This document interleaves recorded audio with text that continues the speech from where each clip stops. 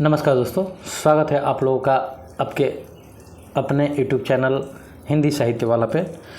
और आज की क्लास में दोस्तों हम लोग, जैसा कि आप लोग को स्क्रीन पे दिखाई दे रहा होगा, पिता कहानी को हम लोग पढ़ेंगे, जो ज्ञान रंजन द्वारा लिखित हुई कहानी है। तो दोस्तों हम लोग पिता कहानी के बारे में देखेंगे। एक पुरानी पीढ़ी और नई पीढ़ी के बीच के जो क्या कह सकते हैं उसको कि अंतर्द्वंद है, जो सोच का अलग अलग है, इस चीज़ को हम लोग देखेंगे। तो आइए देखते हैं एक पिता और पुत्र के सोच को और आगे की चीज़ें। तो कहानी ऐसे शुरू होती है कि उसने अपने बिस्तरे का अंदाज लेने के लिए मात्र आध पल को बिजली जलाई। बिस्तरे फर्श पर बिछे हुए थे। उसकी स्त्री ने सोते सोते ही बड़बड़ाया, आ गए, और बच्चे की तरफ करवट लेकर चुप हो गई। लेट जाने पर उसे एक बड़ी डकार आती मालूम पड़ी, लेकिन उसने डकार ली नहीं। उसे लगा कि ऐसा करने से उस चुप्पी में खलल पड़ जाएगा, जो चारों तरफ भरी है और काफ़ी रात गए, ऐसा होना उचित नहीं। अभी घनश्याम नगर के मकानों के लंबे सिलसिलों के किनारे किनारे सवारी गाड़ी धड़धड़ाती हुई गुजरी। थोड़ी देर तक एक बहुत सा भागता हुआ और शोर होता रहा। सर्दियों में जब यह गाड़ी गुजरती है तब लोग एक प्रहर की खांसी नींद ले चुके होते हैं, और गर्मियों में 11:30 का कोई विशेष मतलब नहीं होता। यो उसके घर में सभी जल्दी सोया करते, जल्दी खाया और जल्दी उठा करते हैं। आज बेहद गर्मी है। रास्ते भर उसे जितने लोग मिले उन सब ने उससे गर्म और बेचैन कर देने वाले मौसम की बात की। कपड़ों की फजीहत हो गई, बदहवासी और चिपचिपाहट और थकान है। अभी जब सवारी गाड़ी शोर करते हुए गुजरी तो उसे ऐसा नहीं लगा कि नींद लगते लगते टूट गई हो, जैसा जाड़ों में प्रायः लगता है, बल्कि यूँ लगा कि अगर सोने की चेष्टा शुरू नहीं की गई तो सचमुच देर हो जाएगी। उसने जम्हाई ली। पंखे की हवा बहुत गर्म थी और वह पुराना होने की वजह से चिढ़ाती सी नज़र आ रही थी। आवाज़ भी कर रही थी दोस्तों, नज़र नहीं आ रही थी, आवाज़ भी कर रही थी।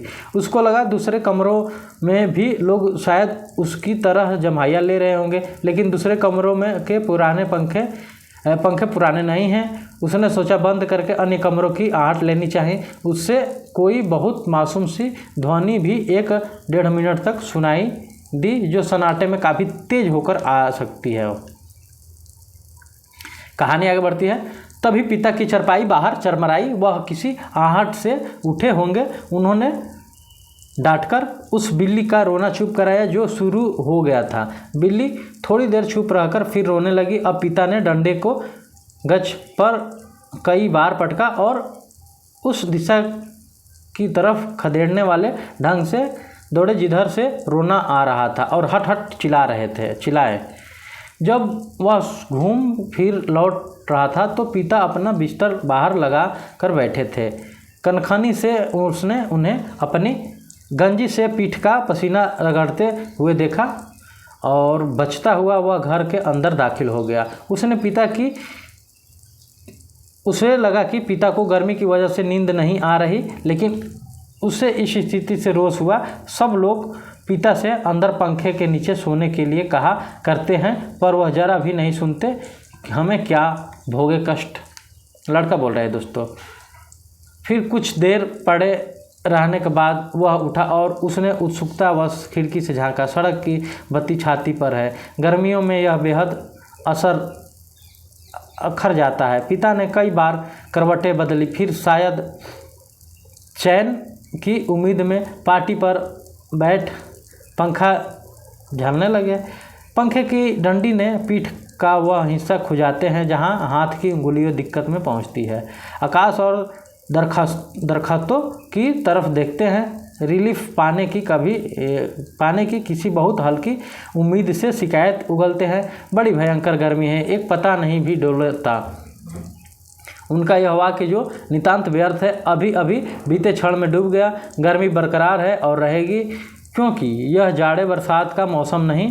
पिता उठकर घूमने लगते हैं, 1 या 2 बार घर का चक्कर चौकीदारों की तरह वो करते लगाते हैं ताकि कोई सेंध वेंध न लग सके। लौटकर थके स्वर में हे ईश्वर कहते हैं, उंगली में माथे का पसीना काटकर ज़मीन पर चुआते रहते हैं। बड़ा गजब है। कमरे की एक दीवार से टिक कर बैठ जाने पर वह काफ़ी तनाव में सोचने लगा। अंदर के कमरों में पंखों के नीचे घर के सभी लोग दूसरे को आराम से पसरे हैं। इस साल जो नया पेडस्टल खरीदा गया है वह आंगन में दादी अम्मा के लिए लगता है। बिजली का मीटर तेज चल रहा होगा, पैसे खर्च हो रहे हैं, लेकिन पिता की रात कष्ट में ही है। लेकिन गजब यह नहीं, गजब तो पिता की जिद है। वह दूसरे का आग्रह अनुरोध माने तब ना। पता नहीं क्यों पिता जीवन की अनिवार्य सुविधाओं से भी चिढ़ते हैं। वह झल्लाने लगा। चौक से आते वक्त 4 आने की जगह 3 आने और 3 आने में तैयार होने पर 2 आने में चलने वाले रिक्शे के लिए पिता घंटे घंटे खड़े रहते हैं। धीरे धीरे सबके लिए सुविधाएं जुटाते रहेंगे, लेकिन खुद उसमें नहीं या कम से कम शामिल होंगे। पहले लोग उनकी काफ़ी चिरौरी किया करते थे, अब लोग हार गए हैं, जानने लगे हैं कि पिता की किसी के आगे नहीं चलेगी। आज तक किसी ने पिता को वॉश बेसिन में मुंह धोते नहीं देखा। बाहर जाकर बगिया वाले नल पर ही कुल्ला दातुन करते हैं। दादा भाई ने अपनी पहली तनख्वाह में गुसल खाने में उत्साह के साथ एक खूबसूरत शावर लगवाया, लेकिन पिता को अरसे से हम सब आंगन में धोती और लंगोटे की तरह बांधकर तेल चुपड़े बदन पर बाल्टी बाल्टी पानी डालते देखते आ रहे हैं। और खुले में स्नान करेंगे, जनेऊ में छाती और पीठ का मैल काटेंगे।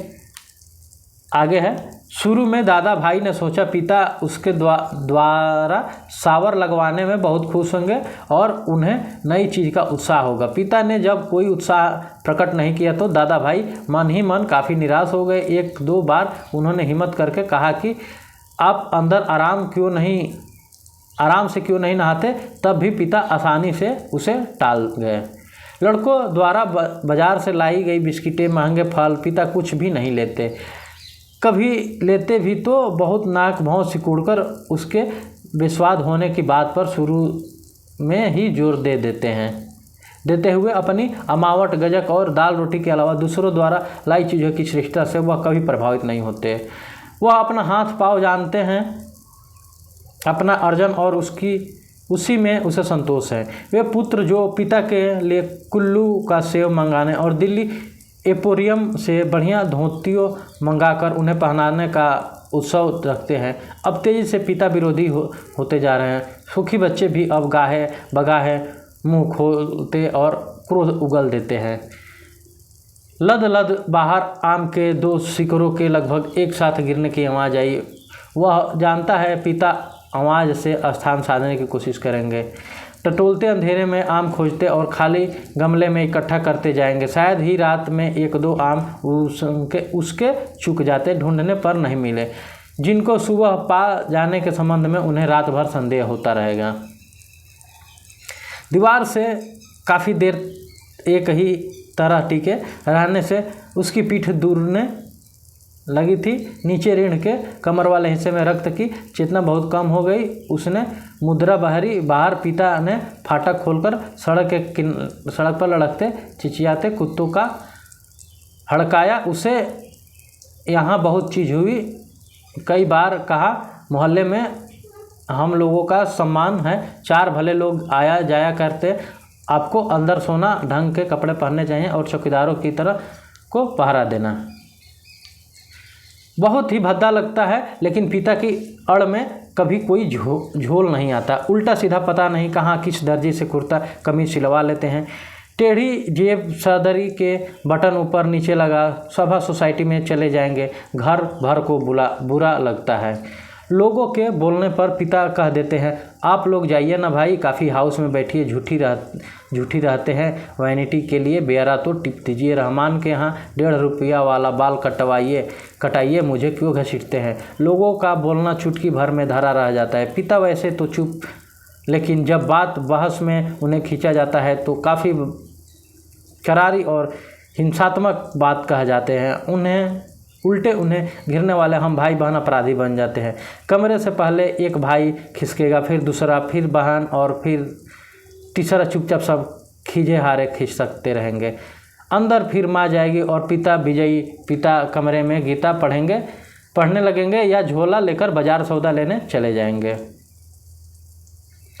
होता हमेशा यही है, सब मन में तय करते हैं आगे से पिता को नहीं घेरेंगे, लेकिन थोड़ा समय गुजरने के बाद फिर लोगों का मन पिता के लिए उमड़ने लगता है। लोग जैसे दिया है दोस्तों कि मौका ढूंढने लगते हैं। फिर पिता को किसी प्रकार अपने साथ सुविधाओं में थोड़ा बहुत शामिल कर सके, पर ऐसा नहीं हो पाता।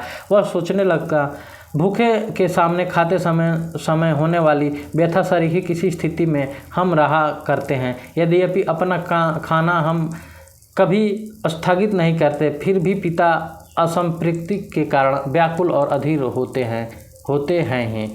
पिता अद्भुत और विचित्र है। वह सोचते हुए उठा। कमरे में घूमने या सिगरेट पी सकने की सुविधा नहीं थी, अन्यथा वह ऐसा ही करता। उसने सो जाने की इच्छा की और अपने को असहाय पाया। शायद नींद नहीं आ सकेगी, यह ख्याल उसे घबराने वाला लगा।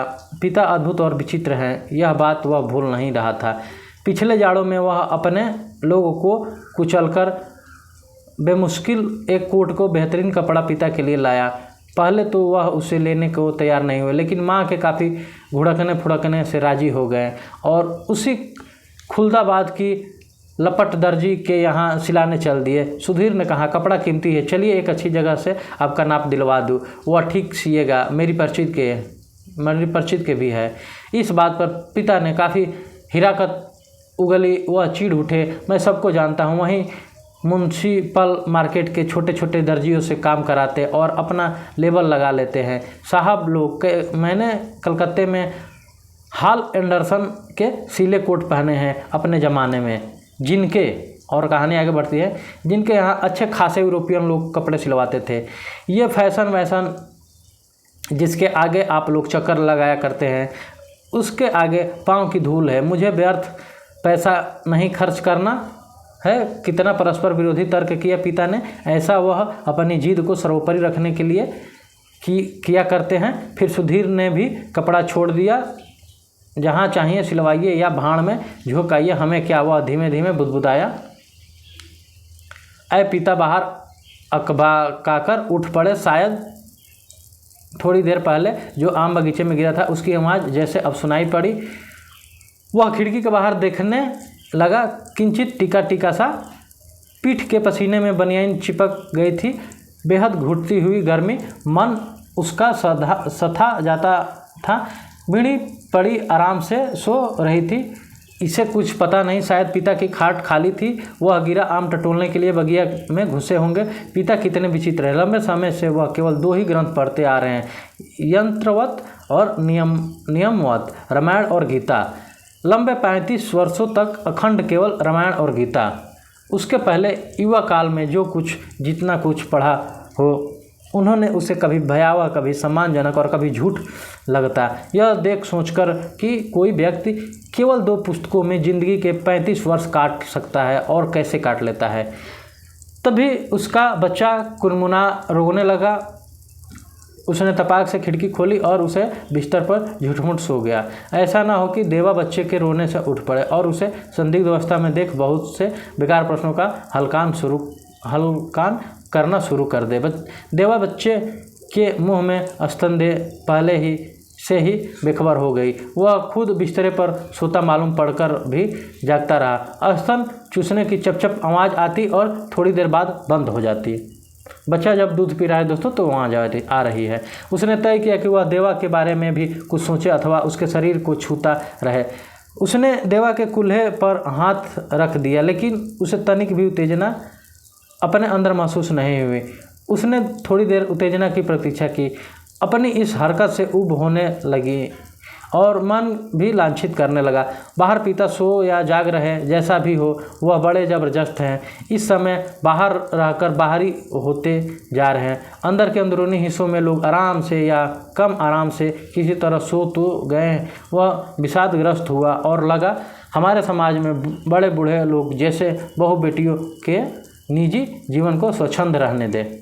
और दोस्तों, अनुभव करने के लिए हमारा अधिकांश समय बाहर व्यतीत किया करते हैं। क्या पिता ने भी कभी वैसा ही करना? और फिर कहानी आगे बढ़ती है। तो नहीं, शुरू कर दिया। उसे पिता के बूढ़ेपन का ख्याल आने पर सिरहन हुई। फिर उसने दृढ़ता से सोचा, पिता अभी बूढ़े नहीं हुए, उन्हें प्रतिक्षण हमारे साथ साथ जीवित रहना चाहिए। भरसका पुरानी जीवन व्यवस्था कितनी कठोर थी। उसके मस्तिष्क में एक भी चाव आ गया। विषाद सर्वोपरि था। उससे आंखों में हल्का जल लगने लगा। अगर कोई शीत युद्ध ना होता पिता और पुत्र के बीच, तो वह उन्हें जबरन खींच के नीचे लाकर सुला देता। लेकिन उसे लगा कि उसका युवापन एक प्रतिष्ठा की जिद कहीं चुराए बैठा है। वह प्रतिष्ठा के आगे कभी बहुत मजबूर, कभी कमज़ोर हो जाता और उसे भुगत भी रहा है। दरअसल उसका जी अक्सर चिल्ला उठने को हुआ, पिता तुम हमारा निषेध करते हो, तुम ढोंगी हो, अहकारी व्रज अहकारी। लेकिन वह कभी चिल्लाया नहीं। उसका चिल्ला सकना मुमकिन भी नहीं था। वह अनुभव करता था उसके सामने जिंदगी पड़ी है और पिता इस तरह चिल्लाने से उसका नुकसान हो सकता है। उसको लगा पिता लगातार विजयी कठोर हैं, तो क्या हुआ, उन्हें पुत्रों के सामने अपने को कभी पसारा नहीं। लगता है दीवारों पर भी पसीना चूहा आया। खुद को छुरा भोंक देने या दीवार पर सिर पटकने या सोती बीवी के पास पासवीक हो जाने या ढोंग सोचने के बाद भी गर्मी की बेचैनी नहीं कटी।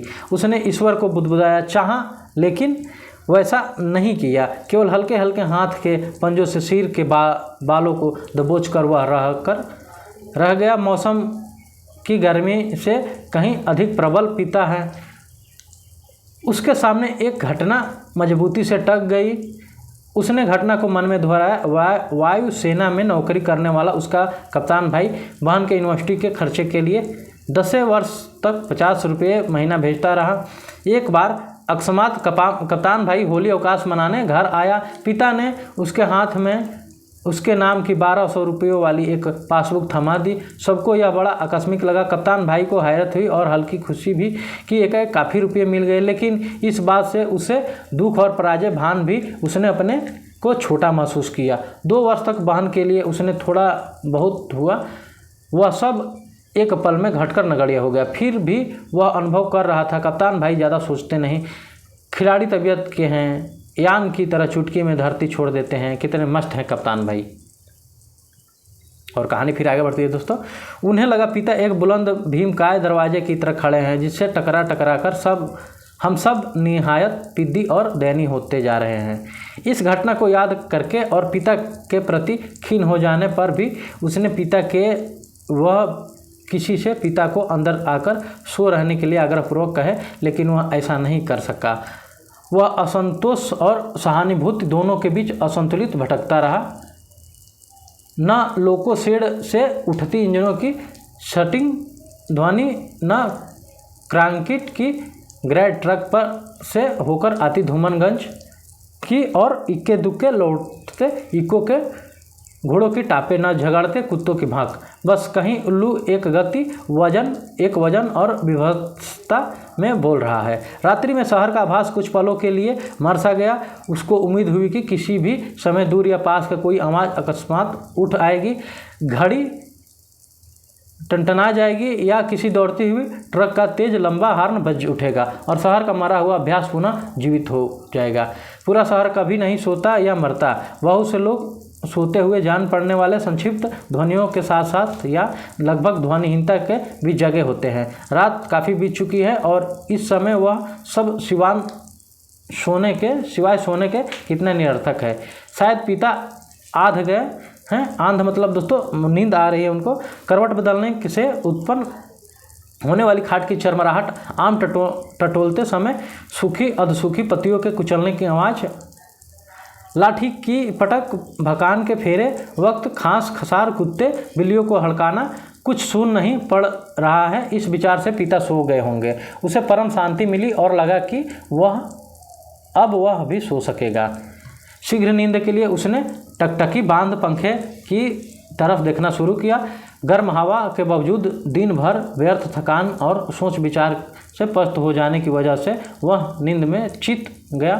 थोड़े समय उपरांत एकाएक उचक्कर उठ बैठा। चारों तरफ कुछ देख पाने के कुछ क्षणों तक गड़े हुए अंधेरे का घूरा हुआ यह कि उसे शरीर में एकाएक बहुत गर्मी सी लगी और अजीब सी सरसराहट हुई। शायद पसीने से भीगी टांग पत्नी के बदन से छू गई थी। मुंह में बुरा सा स्वाद भर आया। उसकी किसी बुरी बीमारी के कारण अक्सर ऐसा हो जाया करता है। उठकर उसने 2-3 कुल्ले किए और ढेर सारा ठंडा पानी पिया। इतना सब कुछ वह अधनींद में ही करता रहा।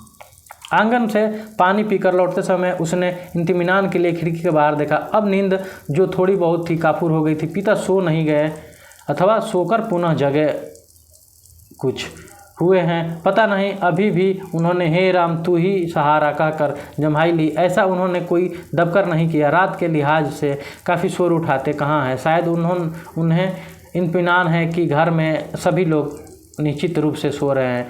पिता ने अपना बिस्तर गोल मोड़कर खाट के सिरे पर कर लिया और वहीं सुराही से प्याले से पानी लेकर अपनी खटिया की बांध तर कर रहे हैं। सुराही से खाट तक और खाट से सुराही तक बार बार आते जाते। बहुत बार ऐसा करने पर खाट बांध तर हुआ। इसके बाद उन्होंने पानी पिया और पुनः एक बड़ी आवाज़दार जम्हाई के साथ लिपटे हुए बिस्तरे का सिरहाना बना निखरी खटिया पर लेट गए। तड़का होने में पता नहीं कितनी देर थी। थोड़ी देर बाद पंखा ज़मीन पर गिराकर उनका दाया हाथ खटिया की पाटी से झूलने लगा। चारों तरफ धूमिल चांदनी फैलने लगी। सुबह जो दूर है के भ्रम में पश्चिम से पूर्व की ओर कौवे काँव काँव करते उड़ते वह खिड़की से हटकर बिस्तरे पर आ गया। अंदर हवा वैसी ही लू की तरह गर्म है। दूसरे कमरे स्तब्ध है। पता नहीं बाहर की उमस और बेचैनी होगी। वह जागते हुए सोचने लगा अब पिता निश्चित रूप से सो गए होंगे। और ये कहानी दोस्तों यहाँ पे समाप्त होती है। पिता कहानी देखें, एक पिता के बारे में दिया गया है कि वो कैसे हर सुविधाएं अपने बच्चों के लिए कर देता है, लेकिन खुद को अपने को किस परिस्थिति में रखता है। और यहाँ पर ये कहानी समाप्त होती है दोस्तों। और आप लोग को कहानी अच्छी लगे तो लाइक, सब्सक्राइब और शेयर कीजिए और सब्सक्राइब चैनल को जरूर कीजिए दोस्तों। ऐसे ही बने रहिए। ऐसे हिंदी साहित्य से संबंधित चीज़ें आप लोग को आगे मिलती रहेगी। तो दोस्तों आज की क्लास यहीं पे समाप्त करते हैं। मिलते हैं आप लोग से अगली क्लास में इस कहानी से संबंधित नोट्स तैयार करके और फिर इस पर हम लोग चर्चा करेंगे। तो ठीक है दोस्तों, आज की क्लास यहीं पर समाप्त करते हैं। धन्यवाद दोस्तों, थैंक यू।